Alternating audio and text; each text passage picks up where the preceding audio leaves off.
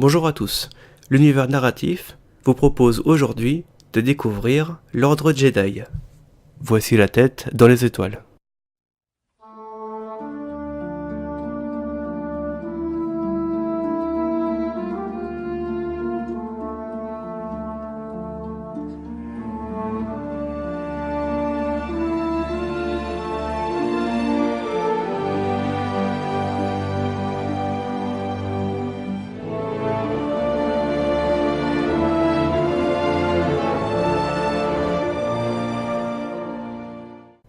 L'origine de l'ordre est assez sombre.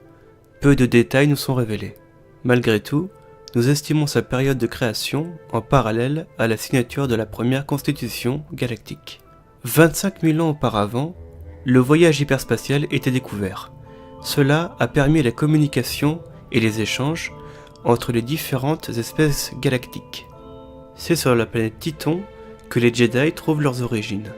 Les habitants de ce monde avaient le don de ressentir et d'utiliser la force. Hélas, certains ont choisi d'utiliser ce pouvoir à des fins personnelles, et la planète fut le berceau des premiers conflits d'envergure, les guerres de la force. Les survivants de ce massacre bâtirent un ordre dont les fondements reposent sur l'harmonie, la sérénité, le savoir et la paix. L'ordre Jedi était né. Les Jedi sont avant tout érudits et combattants. Leur hiérarchie est complexe. Chaque rang représente une évolution importante, se faisant sur de nombreuses années, même si de rares exceptions existent au cours de l'histoire. L'initié est un enfant ayant le potentiel de ressentir la force. Il quitte sa famille très jeune pour rejoindre l'académie. Il sera par la suite affilié à un groupe pour y suivre un entraînement. Le novice est un élève apprenant les rudiments de la force et le maniement du sabre laser. Ils travaillent tous ensemble sous la direction d'un maître Jedi. Si un novice échoue durant son initiation, ou si aucun maître le choisit, il sera placé par le conseil de réaffectation dans le corps de service Jedi, en fonction de ses capacités. Domaine agricole, médical, enseignement ou exploration.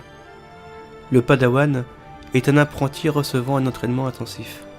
C'est durant cette période qu'il est attribué à un chevalier ou un maître Jedi. Ce rang est atteint à l'adolescence.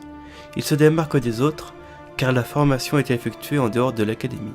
Après plusieurs années, une fois autorisé par le conseil Jedi, le Padawan passe les épreuves de chevalerie, afin de porter le titre de chevalier Jedi. Le chevalier Jedi peut partir en mission sous ordre du conseil, choisir une spécialisation, gardien, sentinelle ou consulaire, mais aussi assurer la formation d'un Padawan. Le maître Jedi est un érudit maîtrisant la force à haut niveau, réussissant à former un Padawan jusqu'au rang de chevalier ou ayant accompli un acte de haut fait. Le grand maître Jedi est l'un des rangs les plus hauts. Il est unique, et tous les Jedi suivent ses recommandations. L'esprit Jedi est le rang ultime. Le Jedi fait corps avec la force. Il survit par-delà la mort et apparaît sous une forme spectrale. Le symbole du Jedi est le sabre laser, une arme millénaire, mortelle, imprégnée par le pouvoir de son porteur, du côté lumineux ou obscur.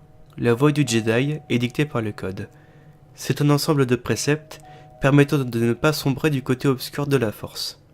Pendant des millénaires, le code de Jedi s'est modifié. Il est à l'origine de la guerre contre les Sith. De nombreux apprentis les ont rejoints dans le but d'acquérir facilité et pouvoir. Ceci est au contraire au code Jedi.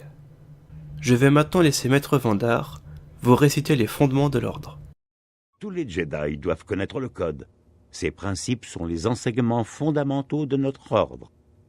Pensez et méditez sur ces vérités, apprentis. Il n'y a pas d'émotion, il y a la paix. Il n'y a pas d'ignorance, il y a le savoir. Il n'y a pas de passion, il y a la sérénité. Il n'y a pas de chaos, il y a l'harmonie. Il n'y a pas de mort, il y a la force. Ainsi se termine cet épisode, racontant toute la complexité du monde de Jedi. N'oubliez jamais ceci, gardez les pieds sur terre, mais la tête dans les étoiles.